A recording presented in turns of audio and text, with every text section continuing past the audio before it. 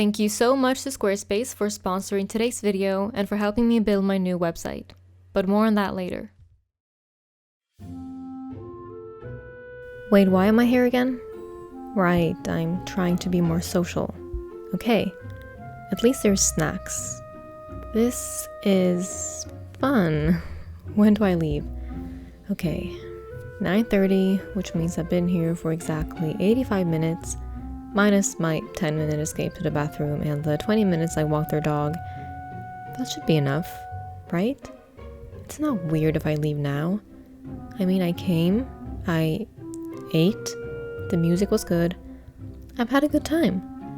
I'm about to have a better time finishing that book tonight, but this has been good too. Wait, do I say bye to everyone? Absolutely not. Okay, I'm just gonna leave. Introverts. We're about a third to a half of the population, so we're not exactly some distinct species. Yet some people seem to not understand us and find us to be weird and strange, or think we're all miserable and lonely. Failing to understand that not everyone thrives on external stimulation and that not everyone needs as much of it. Opposite to some beliefs, the misery isn't being an introvert, but rather being one yet feeling like you need to hide or change who you are as an attempt to adapt to your surroundings. Now, this is especially apparent in our early years here on this beautiful little planet called Earth. See, when you're in school, at least in my days, like 5, 6, 7 years ago, the most common mantra wasn't exactly be your true authentic self and go on a self-exploration journey, but rather try not to be an outsider and make sure someone picks you at group projects so you don't seem like a loser. And now exchange group project for something else, and this may remain true in other situations in life as well. And this is because human beings naturally seek acceptance. We want to belong, and it's quite fascinating and rather frightening how far we will go just to fulfill those needs. So far that we sometimes stop caring about who it is that we're being accepted by and where it is that we are really wanting to belong. Those things become of less importance to us, and perhaps that's why we sometimes end up in bad company and sometimes trouble, because, hey, it's still company, and sometimes in the process, that bad company ends up being ourselves. Be what others expect of you, get their approval, live happily or miserably ever after. The formula that many people are way too familiar with and one that many of us fail to break out of. As for school, I've been on both sides of the spectrum. I've had a lot of friends, a social life, and I've also had no friends and no social life. Using the term friends rather loosely here. Perhaps friendly company is a better word, since today I would define friends as someone you have a connection with. As for back then, I think the definition was more of something like someone to keep you company. I've also been somewhere in the middle. Like many other people in school, I guess I was seeking some sort of external approval rather than focusing on approving of myself. By doing what I thought I should be doing because it was the only way that seemed normal and acceptable. You should think hanging out after class is fun. You should look forward to getting to know new people, and you should love the first few weeks of university because they're packed with super fun social activities. And the thing is, I did enjoy those things. A lot of introverts do, but at a lower dose than everyone around me seemed to enjoy it. Like a much lower dose, let's be real. Of course, I know now that about a third to a half of everyone else were probably right there with me, but many of us are expert pretenders.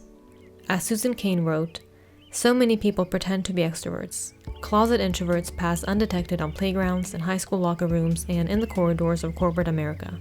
Some fool even themselves, until some life event, a layoff, an empty nest, an inheritance that frees them to spend their time as they like, jolts them into taking stock of their true natures.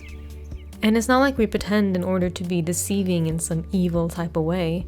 We just want to avoid being judged or being asked questions like why we're so shy and why we don't talk more.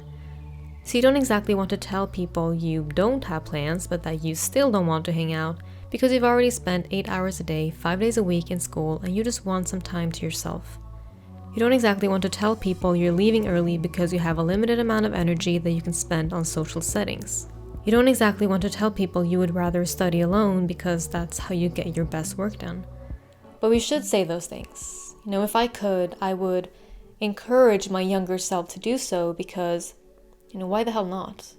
It's all this pretending that makes introverts feel misunderstood and sometimes alone in the way that they are, when in reality, there are so many other people out there just like them or us, and we're not just doing ourselves a disservice by hiding our truth, but we're doing a disservice to so many people around us as well.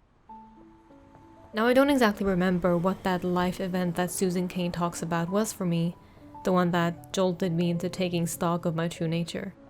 I wish I did. Perhaps it would make a pretty cool story. I simply stopped feeling guilty for saying no, which actually led me to saying yes more often. I stopped stressing about how others regarded me, which made me think more of how I regarded myself. I stopped worrying about not socializing enough, which, definitely did not make me socialize anymore. Now, this doesn't mean you don't challenge yourself. This doesn't mean you don't step out of your comfort zone. Pushing yourself is important, but there's a fine line between pushing yourself out of your personal desire to grow versus out of the idea that you need to live up to some standard to satisfy those around you. I personally definitely don't do that enough, but I'm trying. At the end of the day, it just means be yourself. Yeah, that's what I've been trying to say for the last 10 minutes. Now let's talk about today's sponsor, Squarespace. So I've been wanting to build my own website for a long time now, but I've always had this idea that it's going to be too tricky and time consuming, so I just put it off until I tried Squarespace and learned how easy it is. You can pick any one of their beautiful and professional templates to start building a site that is going to suit you, whether you are a blogger or artist or entrepreneur, and you get close insights to the traffic on your website, and you can connect your social media and so much more. So I'm working on my website right now, and I'm excited to publish it soon and share it with you all. So head to squarespace.com for a free trial, and when you are ready to launch, go to squarespace.com/Lana Blakely to save 10% off your first purchase of a website or domain. Thank you so much for watching. I will see you in the comment section.